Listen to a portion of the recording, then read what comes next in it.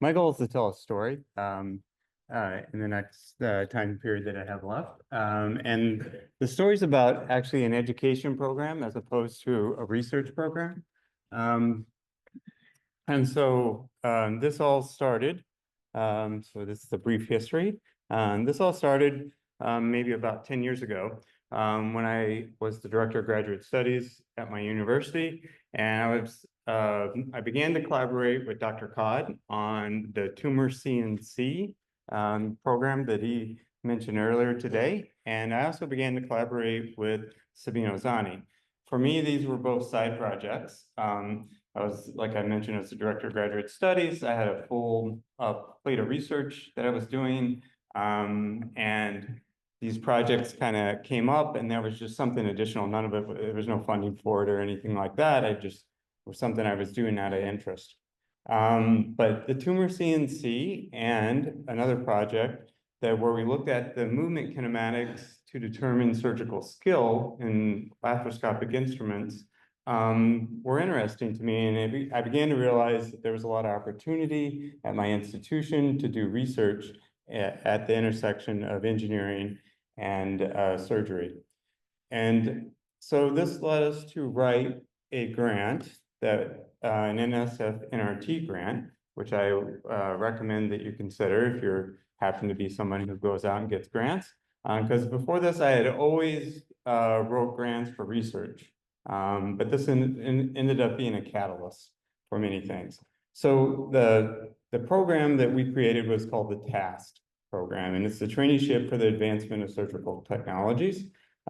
This was the kind of holistic diagram that we put into the proposal that illustrates all kinds of things that we're supposed to integrate into the program. Here you see professional development, data science, machine learning, engineering. We're supposed to educate students on the impact of their research on society and talk about how to get something from the idea stage out into the market and FDA regulations and so on and so forth. And so we came up with this holistic idea of what we wanted to do. And then what I'm about to tell you is like, how did that end up? Okay, so how did we do this? And so what we came up with is the first thing was the curriculum. So the curriculum was an intro to medical robotics course, the new course. This is a semester-long course where students do 3 projects.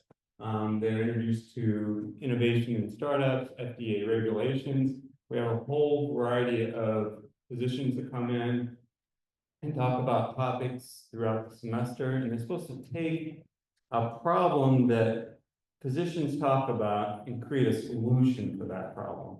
And they're given different angles to look at the problem, look at it from a startup idea, look at it from the perspective of what would you need to fabricate in order to create a solution, and so on and so forth.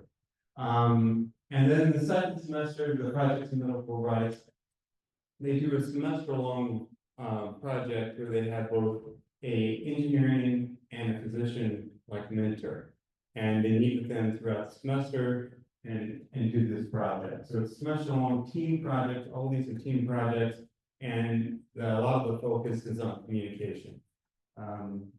And in addition to these 2 courses, they're required to take a machine learning course, and there's a bunch of those nowadays. And we also interject professional development by having a monthly meeting where we buy the students food and we bring in experts to help them learn about interdisciplinary collaboration, how to do research communication. One of the examples of this is developing posters. That we have someone come in and kind of does this. This is the poster, you know, and then kind of this is the bad poster, this is the little better poster, and this is a really good poster, you know, and he tells them why, you know, different layers of why. So that's worked out pretty good, and we're also able to provide students that are in the program conference travel awards, and there's some outreach that's happening that I'll talk about a little bit more.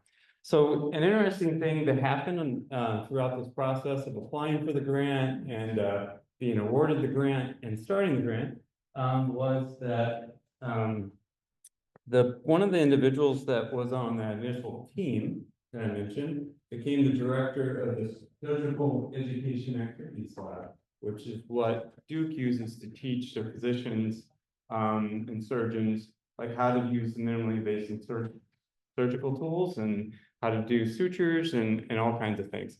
So so a lot of some of the activity kind of spawned out of that. And see, I'll fast forward here.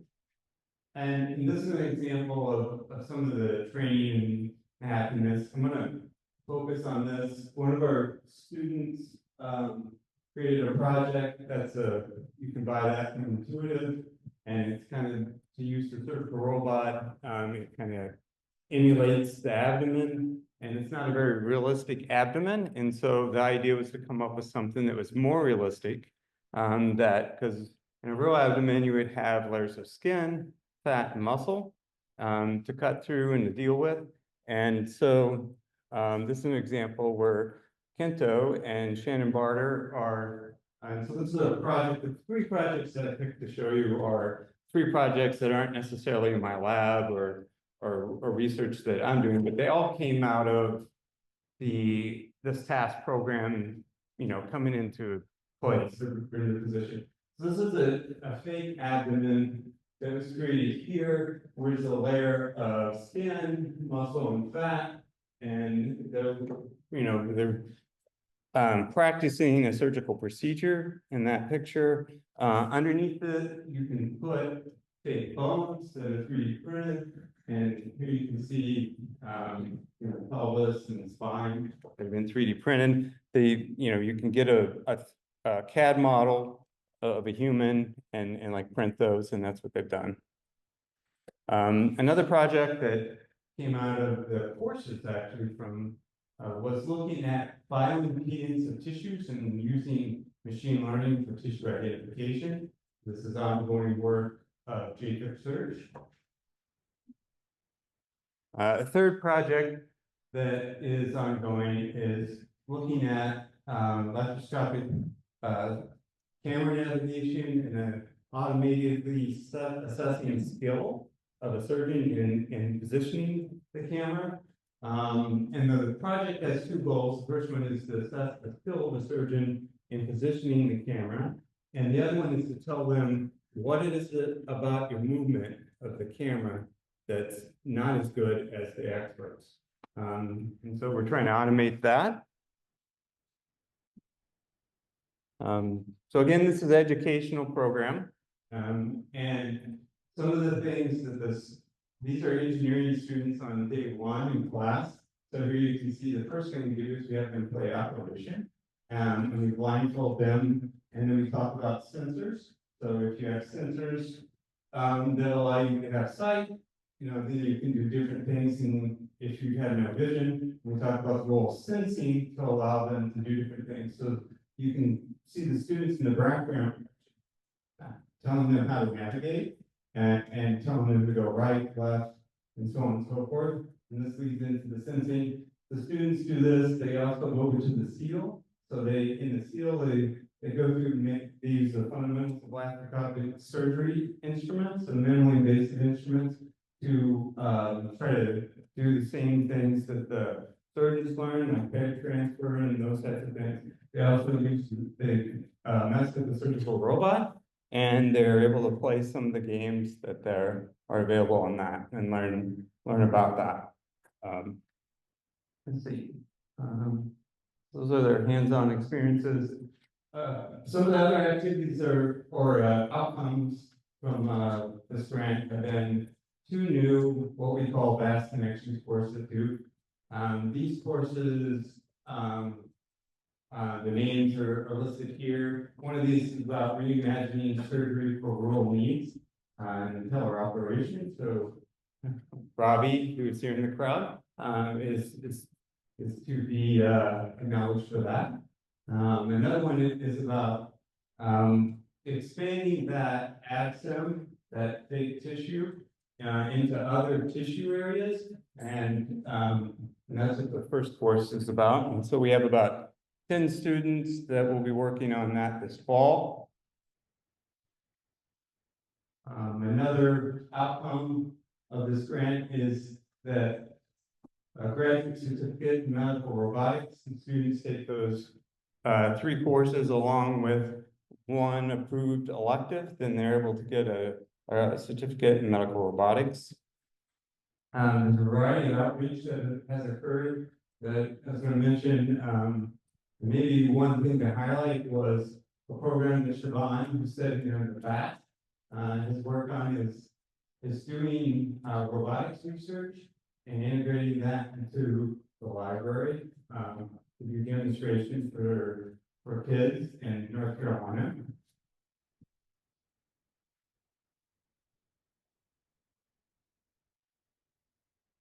Oh, and one more outcome is that we started another robotics symposium, and this is our second running of that, and we plan to have one again in October of this year. And we've had participants from NC State, UNC, Wilmington, Louisville, and University of Michigan, and this is gone pretty good. We've had some really good participation from and in poster sessions, and we've had talks that were very innovative, talking about their research. And finally, this is the people that we're doing all this for is our PhD trainees who added a lot of value to do. Many of them are here in the crowd today. And this is the most of the people that are very active in the PASS program right now. And you can see that we've expanded from the initial 3 that were started out, and there's quite a few of those people that are contributing now.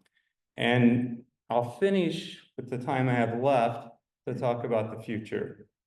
So there's quite a few things that we have planned for the future. And the first one is that we're looking at getting space that is where the PhD students can be co-located with the SEAL. And we're trying to co-locate anesthesia, surgical training center, and engineering students all in one space. And in that same space, they want to create a area that's called the OR of the future, that will also have input from nursing. And in the OR of the future, we want to make that an innovation hub that will, kind of be a catalyst for research and ideas to flow in for a place where surgeons can try out new ideas and tell you, no, that doesn't work very well, or that looks great. And then I'll close with just a thought. Most of my time, and I think most of your time, is spent on research. And we spend a lot of our thoughts focused on research. But this is an example where, the idea was really to build a better education program for the students. And I think it has had several outcomes. And I think that as researchers, it's difficult sometimes to collaborate across institutions because you're competing for the same funds in different places. So one idea might be to have a multi-institution education collaboration, because these NRT programs and similar programs are at a single institution. But might we not think about having some sort of education program across the boundaries? Because it's often difficult to have critical mass at your university and to have enough people to teach the broad spectrum of topics you need to teach. And so I've been thinking about what might this look like if we were going to think differently. And so I don't have all the answers on that, but I think this is a good thing to talk about, though. And with that, I'll turn it back over to Robbie. Thanks, Dr. Mann.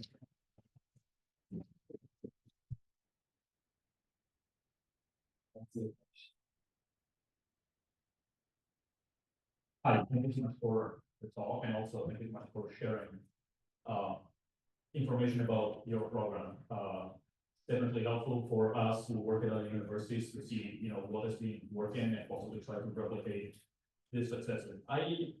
So my question is about the future of this program. So I was hoping you could tell us a little bit more about what model you have in mind for when, of course, like NRT funding is limited in time. Yeah. And so what does the economics look like for after funding from the NSF ends? Yeah, good question. So we're in year 3 of 5, and we're thinking about that more and more as time marches on. But that future of the OR and the innovation hub that I mentioned, this is where we're looking at the institution taking over where funding was coming from NSF. And so we have commitments from surgery right now to an anesthesia, to be interested in everybody being co-located. What we're working on is what will student funding look like for that, for PhD students.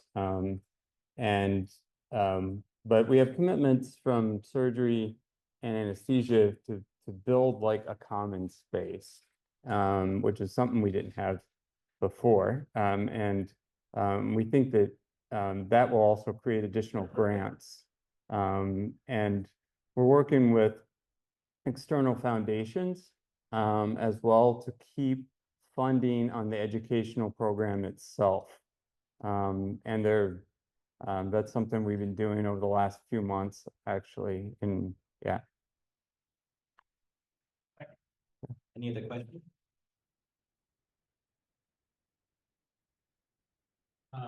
Well, Brian, that was a great talk. I just wanted to, I think it's worth commending you on the incredible empathy you put into gathering teams and creating this education experience across the environment. I think it's exactly, you've been an incredible leader in this space and gathering all this together and inspiring all of these students. I think it's something that should be thought of pretty carefully across institutions and where everyone's coming from in terms of how to improve and push forward education. So this is really something you should be congratulated on for all your amazing work with them. I'm curious about this thought around what you put forward here in the multi-institutional education piece, because I'm just curious. So who here is teaching faculty? Can you raise your hands for me? Like at the universities of grad, are you teaching students? We have a number of folks around. You mean just like Anybody, are you teaching? Like teaching graduate students, graduate students, masters, undergraduate, anybody in this sort of space in terms of lives? do you mean just teaching or also like Research, but interact with students. Probably everyone in the room. So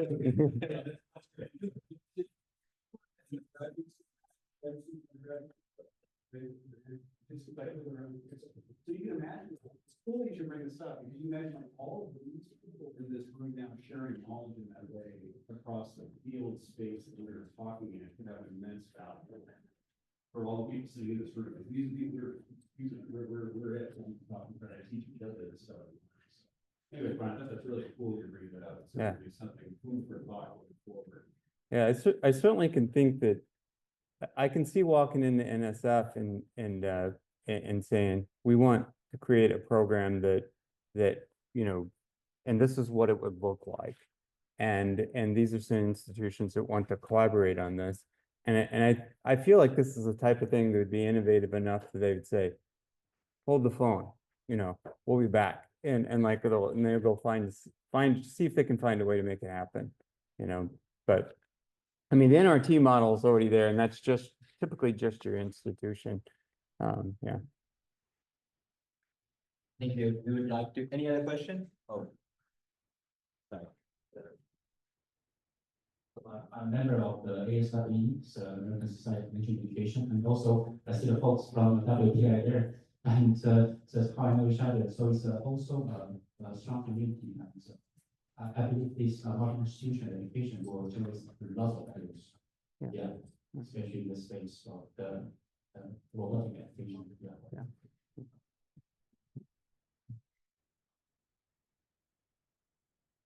Thanks, Brian. Yeah, all right. Thank you.